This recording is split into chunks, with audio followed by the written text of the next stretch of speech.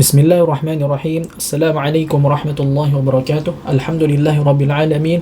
Wassalatu wassalamu ala ashrafil anbiya'i wal mursalin nabiyyina Muhammadin wa ala alihi wa sahbihi ajma'in. Subhanaka la ilma lana illa ma 'allamtana innaka antal alimul hakim.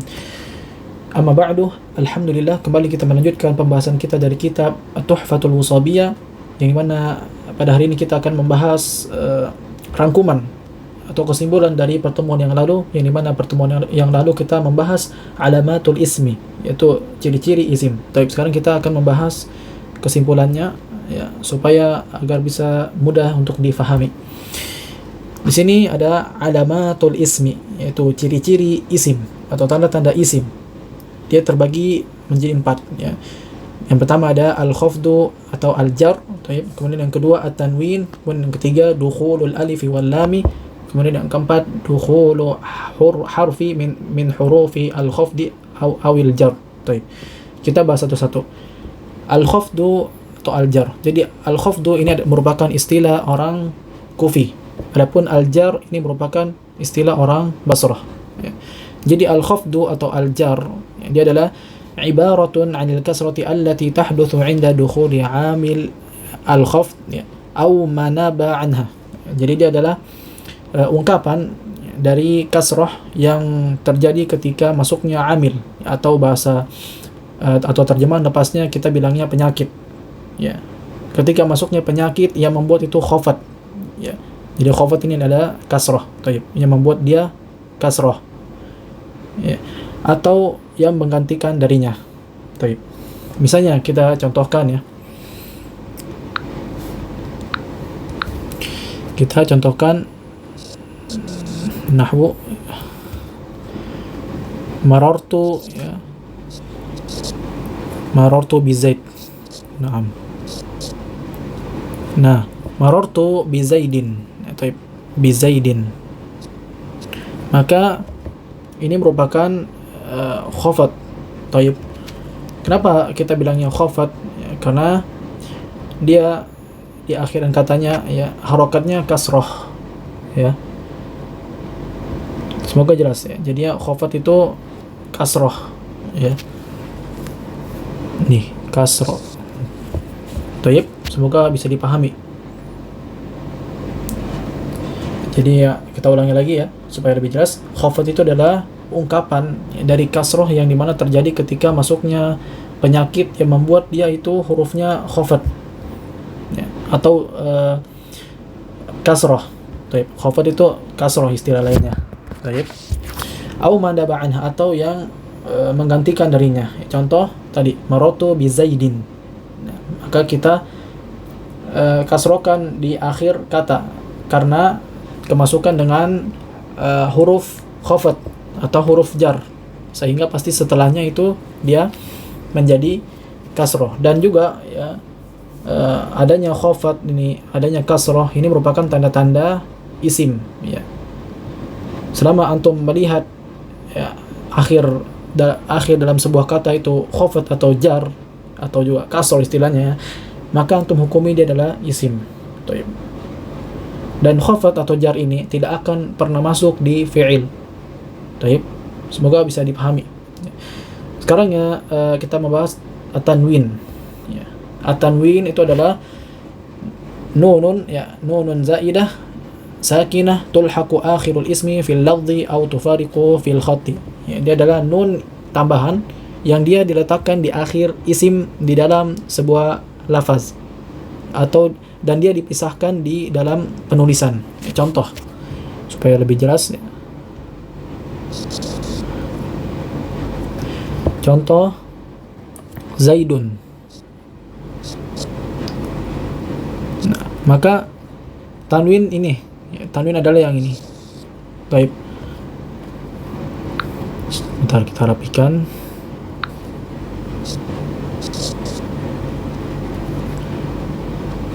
Nah, ini yang namanya tanwin Zaidun. Misalnya lagi kitabun.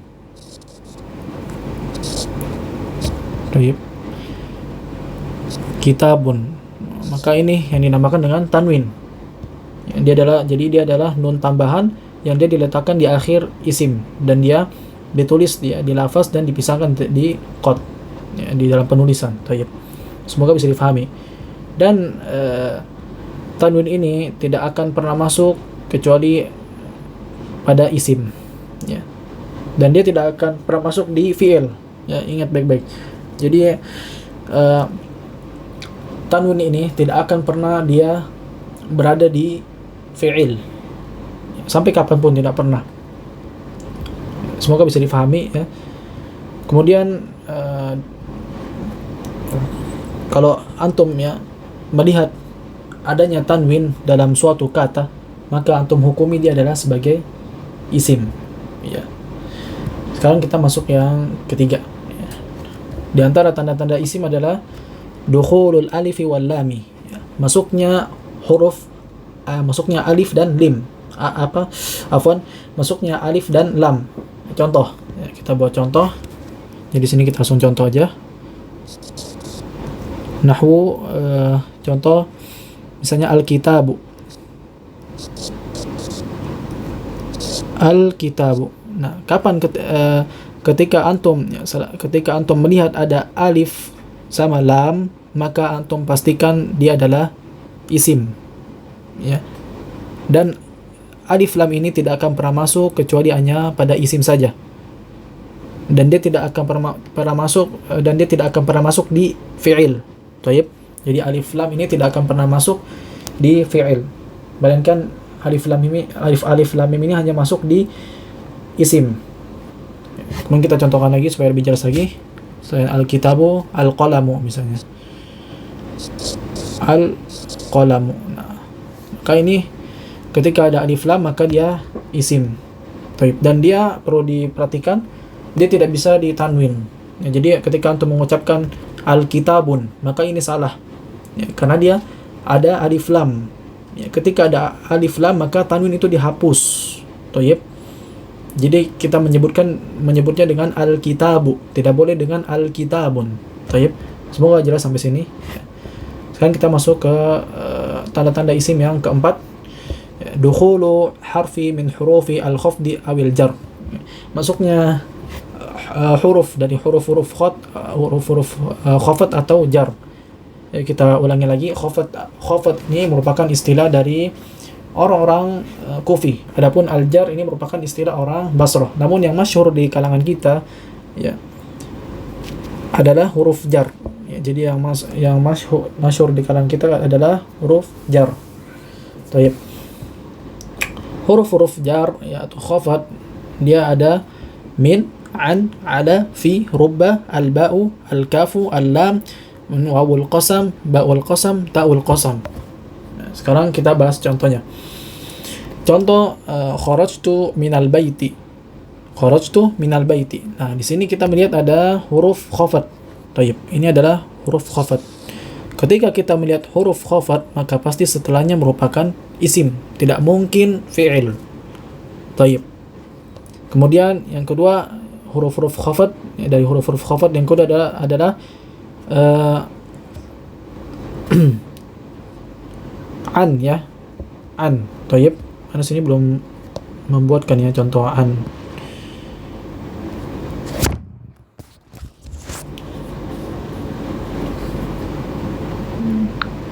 Kemudian an ini, ya, an ini termasuk huruf-huruf khafat.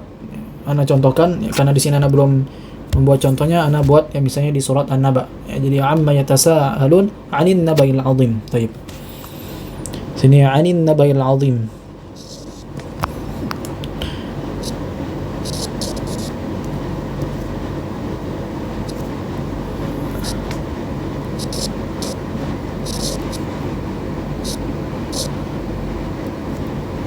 Naam, 'anil nabail 'azim.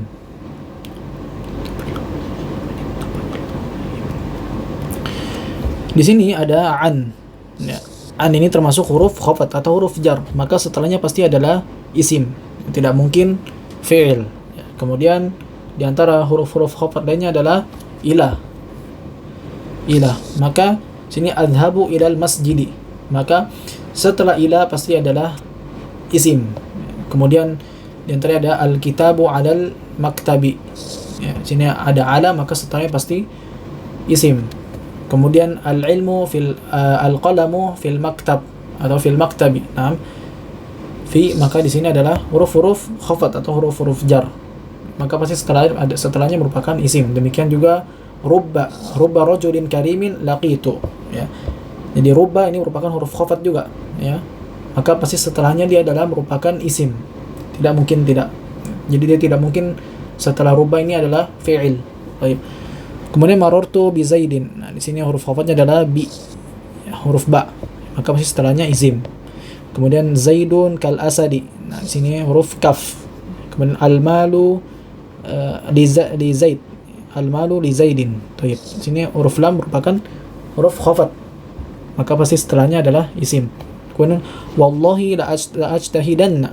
Ya, maka di sini adalah huruf khafatnya adalah huruf qasam atau huruf sumpah, ya. Karena waw ini bisa huruf ataf, bisa huruf qasam, ya. Maka pasti setelah waw ini atau huruf qasam, maka pasti setelahnya adalah isim. Tidak mungkin dia fi'il. Kemudian juga uqsim billah. Nah, sini ba ini juga ba qasam, ya.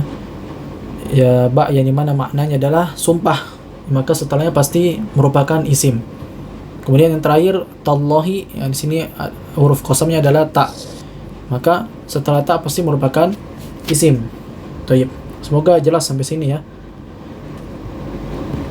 Jadi kita sudah membahas, ya, alamatul ismi, ya, tanda-tanda isim, yaitu yang pertama adalah al-khafat atau al-jar, ya. Jadi orang-orang Kufi itu menyebutnya khafat, adapun orang-orang Basrah menyebutnya huruf jar. Namun yang masyhur di kalangan kita, ya, adalah huruf al-jar. Kita nyebutnya al-jar. Kemudian yang kedua ada tanwin. Ketika ada tanwin, maka antum pastikan itu merupakan isim. Kemudian juga adanya masuknya huruf alif dan mim. Taib. Alif dan mim. Ketika ada huruf alif dan mim, maka antum pastikan dia adalah isim. Kemudian yang terakhir, yang keempat, ya, di antara tanda-tanda isim adalah masuknya huruf-huruf khafat atau huruf-huruf jar. Ketika adanya huruf-huruf khafat atau huruf-huruf jar, maka pasti setelahnya adalah merupakan isim, dan antum menghukumi dia adalah sebagai isim. Ya, tidak akan mungkin dia adalah fi'il. Baik, semoga jelas sampai sini. Hada wallahu a'lam. Subhanaka Allahumma bihamdik asyhadu an la ilaha illa ant astaghfiruka wa atubu ilaik.